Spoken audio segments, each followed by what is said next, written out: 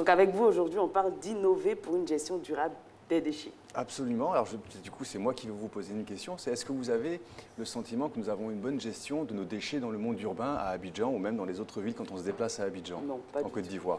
C'est un peu une des difficultés que l'on rencontre malgré les efforts qui sont faits. Et on se rend compte aujourd'hui qu'on a une stratégie de gestion des déchets en mode urbain qui pourrait changer. Donc, ce qu'on a essayé de faire pour la chronique d'aujourd'hui, on vous a préparé deux petites animations. La première animation, c'est de présenter un peu quels sont les risques que nous pouvons avoir dans ce qu'on appelle les décharges à ciel ouvert. Et la deuxième animation va essayer de présenter quelques stratégies d'innovation. Donc ici, vous voyez une décharge à ciel ouvert comme on en rencontre malheureusement très souvent en Afrique. On va y retrouver des déchets médicaux, on va y retrouver des déchets ménagers, on va y retrouver des déchets industriels. Et tout ça s'est enfoui comme ça dans la décharge et on va laisser nos déchets au pourrissement. Donc vous allez avoir des gens qui vont partir collecter ces matériaux avec des risques de santé pour eux.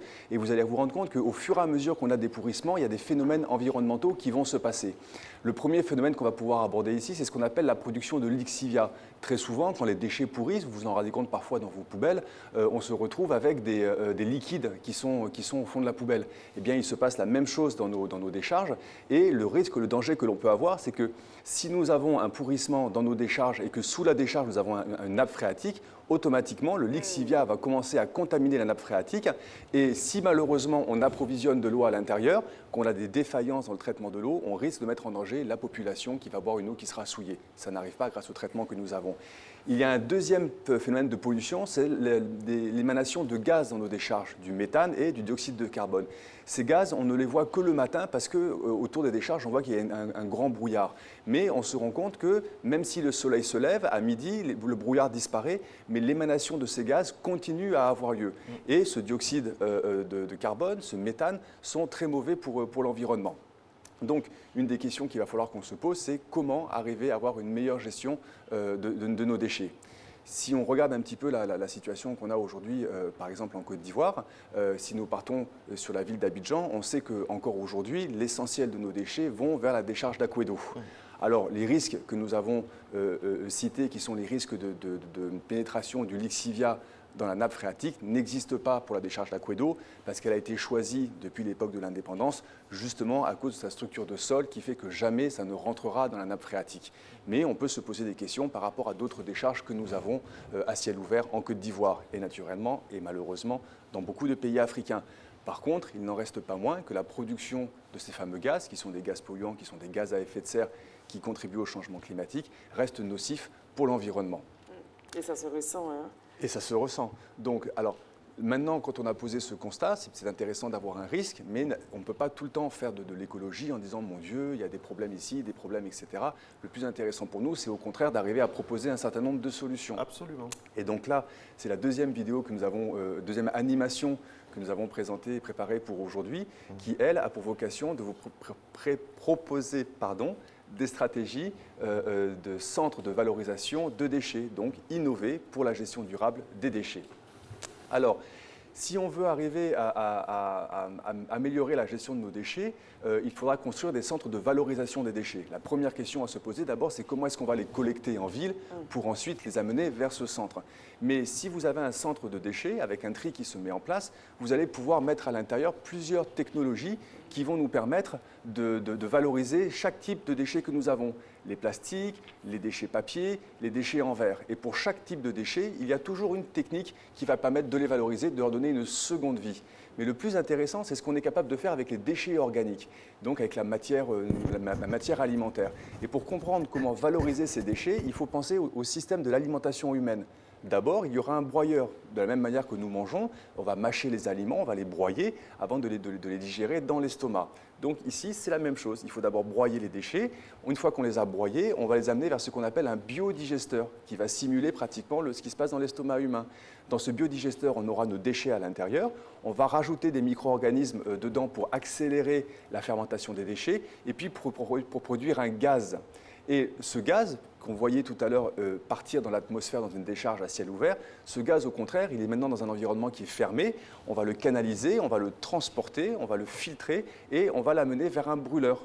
Et lorsque ce brûleur va brûler le gaz, eh bien, vous avez un phénomène qui va se mettre en place, c'est la production de vapeur. Et tout ça est toujours dans un système fermé, donc dans un système qui est non polluant. Mais le plus intéressant, c'est que cette vapeur va nous servir à alimenter une turbine.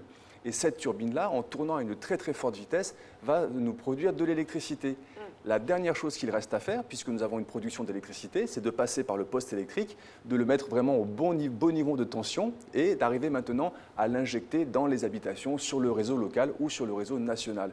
Et c'est comme ça qu'au lieu d'avoir une décharge qui va polluer, on se retrouve avec une décharge au contraire qui nous permet de produire de l'électricité. Mais pour l'instant, nous n'avons valorisé que le gaz. Et il reste encore de la matière dans notre biodigesteur. Donc, cette matière organique, ce compost que nos parents planteurs connaissent bien, ce compost, on va le récupérer, on va en faire l'analyse pour comprendre qu'est-ce qu'il y a comme élément à l'intérieur, comme élément nutritif. Et en fonction des résultats qu'on aura obtenus, on va pouvoir maintenant venir l'enrichir. Et ça, c'est un processus que beaucoup de planteurs connaissent puisque eux-mêmes parfois valorisent la matière organique, les déchets verts, pour faire de la production de compost. Donc, ce que vous voyez ici dans l'animation, ce sont des ajouts justement d'éléments fertilisants pour nos plantes. On va donc préparer un biofertilisant, quelque chose qui va aller stimuler la plante. Et après, qu'est-ce qu'on a à faire? C'est simplement de collecter cet engrais biologique et de l'amener dans nos plantations. Et c'est comme ça qu'au lieu d'avoir, encore une fois, une décharge qui va polluer, nous allons nous retrouver au contraire avec quelque chose qui va venir enrichir nos plantations. Donc, la synthèse reste la même. Il y a des problèmes, il faut les étudier, il faut les aborder, il ne faut pas être catastrophiste, bien au contraire, il faut voir comment innover pour notre développement durable. Donc aujourd'hui, c'est ce que nous pouvons proposer pour une gestion durable des déchets urbains. C'est très très important parce qu'il faut informer les consommateurs qui ne savent pas forcément l'importance du tri. Parce qu'on confond tout, on mélange tous les déchets, alors que c'est très très important le tri. Absolument. Il va y avoir deux stratégies en fait, pour trier les déchets. Soit nous avons d'abord nos populations qui sont informées de l'importance de trier les déchets, mais si elles-mêmes font le tri des déchets, il faut que nous ayons des bacs où elles vont arriver en disant ici je vais jeter mon sac de plastique et de papier, ici je vais jeter plutôt ma matière organique, ici je vais jeter autre chose, etc. Donc première démarche, pour rentrer dans ce type de stratégie, il faut que le tri sélectif soit mis en place dès les consommateurs, avec bien entendu des stratégies de collecte des déchets papier, des déchets organiques, des déchets en verre, etc., etc. Mais on peut aussi envisager, ce qui était le cas d'un projet qu'on avait essayé de développer en Côte d'Ivoire dans les années, je crois, en 2009-2010. Et d'ailleurs, cette personne était venue sur le plateau de Matin Bonheur en 2011 avec Marcelin. On peut aussi avoir ce déchet qui se met en place directement au centre de valorisation des déchets. Donc, le plus important, c'est de regarder, comme vous l'avez dit, comment travailler d'un côté sur la collecte, la pré-collecte et la collecte des déchets, pour que tout soit trié à l'origine. Mais même si on n'avait pas le temps tout de suite de mettre en place cette stratégie de tri sélectif directement à la population, il y a encore des moyens de le faire sur le centre. Donc la deuxième chose, c'est justement d'encourager nos communes et de se dire, puisque quelque part on a les communes qui ont la responsabilité des déchets, on a un ministère de la salubrité avec une agence nationale de la salubrité urbaine, la Nature, et donc c'est au contraire d'arriver à multiplier les échanges entre la Nature d'un côté et nos maires de l'autre côté pour que ces réflexions s'accélèrent et qu'on ait de plus en plus de stratégies de cette nature qui se mettent en place. Et d'ailleurs, on a un exemple sur Boisquet qui va bientôt être inauguré et qui sera intéressant, dont il sera intéressant de faire la promotion. Et à côté des déchets organiques, on a d'autres déchets qu'on n'a pas énumérés. Oui. Il y a également le fer, oui. le caoutchouc, Absolument. le plastique qu'on peut utiliser pour faire autre chose. Absolument. Et d'ailleurs, vous avez me donné une idée pour une prochaine chronique sur la valorisation des déchets plastiques.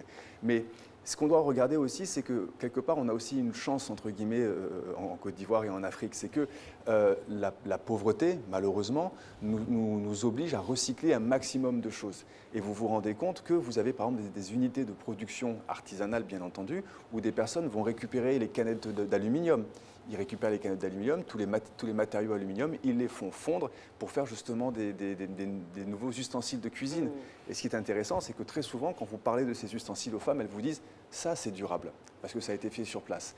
Et donc, justement, il y a un dicton dans le monde des déchets en Côte d'Ivoire où on dit « les ordures, c'est de l'or qui dure ». Mais plutôt que de laisser encore cette stratégie se faire de manière artisanale et malheureusement de manière trop souvent informelle, ce qui serait vraiment intéressant, c'est de parvenir à encadrer chaque matière, à encadrer chaque profession pour que justement on ait des filières de recyclage dans les métaux, dans les plastiques, etc. etc. L'un des soucis qu'on a aussi, c'est le fait de respecter les textes. Il y a l'interdiction des sachets. Mais ce n'est pas effectif. Oui. Ce n'est pas effectif. Vous allez dans un pays comme le Rwanda, c'est respecté. Vous allez à l'aéroport avec un sachet, on vous regarde bizarrement. Vous savez même que vous êtes dans un environnement hostile au non-respect de l'environnement. Il faut commencer par ça, c'est les fondamentaux aussi quand même. C'était ce qu'on disait la semaine dernière. Pour moi, une des conditions préalables du développement durable, c'est le respect de la bonne gouvernance. Moi, je me rappelle, quand j'étais petit, mon père qui était médecin m'annonçait, tiens, le ministre Jean-Baptiste Moquet vient de décider l'interdiction de fumer. Ça avait été fait à l'époque. On avait des décrets dans les années 70 déjà qui interdisaient la fumée blanche au niveau des véhicules. Mais finalement, c'est comme si on redécouvrait ces choses-là aujourd'hui. Il est important que nous connaissions l'architecture légale de Côte d'Ivoire, que les entreprises, que les communautés, que tous les acteurs comprennent ce que l'on doit faire et qu'on participe à ce bon environnement. Parce qu'il y a déjà des conséquences aujourd'hui pour les populations. Quand on prend l'exemple des déchets plastiques, on se rend bien compte que ces déchets plastiques déjà vont nuire au système d'évacuation des eaux usées et d'assainissement de la ville d'Abidjan. Ces déchets mettent du temps à se détruire, des centaines d'années. Des centaines d'années.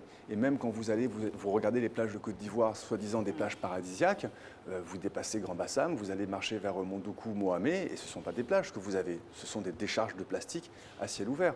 Mais de nouveau, ces plastiques ont une valeur économique. Donc, comment les collecter et par comment les recycler? C'est le joli paradoxe. C'est le joli paradoxe. Un déchet plastique transparent est une matière extrêmement noble. Donc ça, c'est vraiment ce qu'il y a de plus beau à produire, j'ai envie de dire, dans le plastique. Mais après, vous avez les bassines très épaisses, très dures, en plastique sombre, que nos femmes utilisent. Et ça, c'est tout le cycle de vie de notre déchet plastique, depuis ces plastiques transparents vers des produits qui auront une deuxième, une troisième ou une quatrième vie. Mais malheureusement, comme nous n'avons pas toujours des comportements qui sont des comportements citoyens, on jette nos plastiques dans tous les sens, etc., on doit passer par l'interdiction. Et le rôle de nouveau de la gouvernance, c'est de dire d'un côté ce que l'on doit interdire, parce que c'est nocif pour l'environnement, mais aussi de l'autre côté ce que l'on doit encourager. Une loi n'est pas simplement une loi de sanction, c'est aussi une loi d'encouragement. Une loi n'est pas forcément coercitive, elle est aussi préventive ou pédagogique, hein, tout simplement. Alors, il y a ce qu'on dit, mais aussi c'est... on ne va pas toujours accuser les gouvernants, il y a une attitude aussi, il y a une éducation à refaire. C'est clair, ça fait mal parfois quand on le dit, mais c'est la réalité. Vous avez parlé donc de l'époque de Jean-Baptiste Moquet, un des ministres, grand ministre Houphouët-Boigny en matière de santé, qui vient de Bassam, d'où vous êtes, où vous vivez. Alors, il faut, le côté civique, mettre l'accent sur le civisme environnemental. Je ne sais pas si ça existe, ça. Si, c'est d'ailleurs ce que nous faisons ensemble chaque mercredi matin, c'est une action justement d'éducation civique. J'ai presque envie de dire. Après, on ne prêche pas dans le désert finalement. Non, parce qu'il y a des personnes qui nous regardent. Moi, j'entends des commentaires aussi parfois quand je me balade dans Bassam ou dans Abidjan. Donc, il y a vraiment un intérêt, une réaction de la part des populations. Je me dis même que si on voulait être peut-être plus efficace encore dans le travail que nous faisons ensemble, peut-être qu'on pourrait aussi demander aux téléspectateurs de vous envoyer sur la page Facebook de Matin Bonheur officiel des propositions de thèmes et puis qui nous disent voilà, l'écologie c'est bien beau, mais j'aimerais qu'on parle de ceci, j'aimerais qu'on parle de cela. Et là, on améliorera notre succès d'atteindre les intérêts de nos téléspectateurs. À la vérité, les messages qu'on reçoit, c'est que les Ivoiriens sont bien décidés, mais ils sont découragés par des choses qui sont annoncées, mais qui ne sont pas mises en œuvre. Notamment, on en parlait tout à l'heure, les sachets plastiques. C'est-à-dire il faut une volonté forte.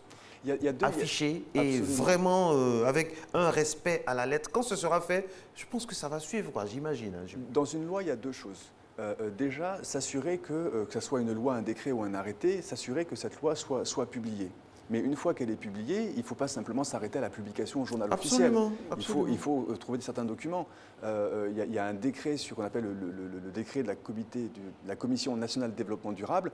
J'ai fouillé Internet, j'ai tout fouillé, impossible de mettre la main dessus. Et comme j'ai de bonnes relations avec ce ministère, au bout d'un jour, ils m'ont dit « Cédric, tiens, on a une copie, voilà ce que dit ce décret ». Mais parfait, il y avait des choses dedans qu'on attendait, dont on avait besoin. Mais impossible de mettre la main dessus. Vous allez sur le site internet du ministère de l'Environnement, il y a un effort de publication des textes législatifs et décrets qui sont à l'intérieur, mais il y a des décrets qu'on ne retrouve pas. Donc, premièrement, informer les populations, mettre la loi à la disposition des populations et des entreprises. Maintenant, deuxième chose, c'est le respect de la loi. quand on a annoncé l'interdiction des sachets plastiques en Côte d'Ivoire, on a même interdit ce qu'on appelle les sachets plastiques oxo-biodégradables. Parce que même s'ils se dégradent, il reste des particules plastiques dans l'environnement, ça n'est pas bon. Vous avez des entreprises tout de suite qui se sont engagées, qui ont fait des sachets en papier. Très bien. Vous avez d'autres entreprises, notamment les grandes surfaces, etc., qui se sont lancées uniquement dans l'achat de plastique dégradable, non oxo-biodégradable. D'accord? Elles ont fait cet investissement. Mais partout ailleurs, on retrouve encore les anciens sachets plastiques. Effectivement, dans les petites boutiques de quartier. Dans les petites boutiques de quartier. Donc certains font l'effort économique de s'engager, dépensent de l'argent pour respecter la loi, mais d'autres continuent à enfreindre la loi sans aucune sanction. Donc ceux qui vont dans le bon sens, à un moment, ils disent « mais est-ce que je fais bien de dépenser mon argent, de m'engager dans ça, alors que je me rends compte que mes compétiteurs ne le font pas ?» Et là, on va décourager les personnes qui ont de bonnes pratiques. Donc, édicter la loi, premier point important. Deuxième point important, partager la loi, informer les gens, car nous avons un très beau cadre légal en Côte d'Ivoire. Et puis, troisièmement, appliquer la loi. L'appliquer avec parfois des sanctions sur les acteurs qui ne la respectent pas. Cédric, vous qui voyagez beaucoup, et moi je suis très heureux de prendre l'exemple aujourd'hui sur un pays africain, parce que vraiment ça met à l'aise. Le Rwanda, quelle est la clé? Comment ils ont réussi? Comment le Rwanda a réussi? Quand on sait tous les problèmes que ce pays-là a connus, mais aujourd'hui, Kigali est l'une des villes les plus propres du monde. On a beaucoup de choses à apprendre du Rwanda. Franchement. Franchement, on a beaucoup de choses à apprendre du Rwanda. Quand on voit toute l'histoire qu'ils ont vécue, qu'on la compare avec d'autres pays africains et malheureusement aussi avec la nôtre, on a beaucoup de choses à apprendre là-dedans. Tout ceci ne repose que sur deux choses, la volonté des dirigeants et l'application des dispositions qui sont mises en place. Maintenant, on peut aussi dire que le Rwanda est un petit pays, donc il est facile, entre guillemets, d'agir sur une petite surface. Mais quand on s'en va quand même au Ghana, nos voisins ghanéens, on se rend compte quand même lorsqu'on va à Accra qu'ils ont un comportement qui est un comportement un peu plus civique que le nôtre, quand on regarde la propreté de cette ville. Donc on en revient toujours à la même histoire. Que faisons-nous pour aider nos populations à se débarrasser de leurs déchets ? Je vous invite un jour à aller sur les flancs, j'ai envie de dire, de collines d'Adjamé. Quand vous prenez la route qui passe par le Carena, par le port, vous arrivez, vous voyez un petit peu les flancs d'Adjamé, vous avez vraiment des montagnes de déchets qui sont devant nous. Donc le plus important, c'est éduquons les populations, certes, mettons en place ensuite des stratégies de collecte des déchets et mettons après en place des stratégies de valorisation des déchets. Moi, j'ai une conviction... Excusez-moi, mon micro... Cédric qui va remettre donc mon micro est parti. Son micro. Je rappelle qu'avec lui, on parle d'un thème tellement passionnant qu'il a fait tomber son micro. Voilà. C'est ça, Cédric, la passion, il est passionné, il aime ce qu'il fait. Et oui, ça bouge. Et si ça tombe, c'est qu'il faut que ça bouge. Alors, pour terminer, Cédric. Donc, pour terminer, moi, j'ai une conviction en matière de développement durable. En Afrique, on voit les modèles économiques des ONG à l'international, très souvent, c'est la peur du changement climatique, la peur de ceci, la peur de cela. Comment voulez-vous que nous, on ait peur en Afrique? On a nos problèmes sociopolitiques, on a nos problèmes de sida, d'Ebola, de ceci, cela. Une des convictions que j'ai, c'est l'économie verte. Développement durable, je gagne quoi dedans? Travaillons sur des stratégies qui permettent de créer des activités génératrices de revenus grâce à l'environnement. Ça, c'est vrai. Et surtout qu'il y en a à foison. Il y en a à foison. Merci beaucoup. L'argent peut-être peut faire en sorte que peut-être les choses vont changer. si on sait, parce que les ordures, c'est de l'or qui dure. Merci beaucoup, Cédric Lombardo. Nessie, la suite, vous l'avez annoncé tout à l'heure, bientôt la journée internationale du Rhin. C'est ça? Et donc, normalement, mercredi, c'est famille. Mais nous avons exceptionnellement déplacé le thème santé aujourd'hui pour être en phase avec cette journée.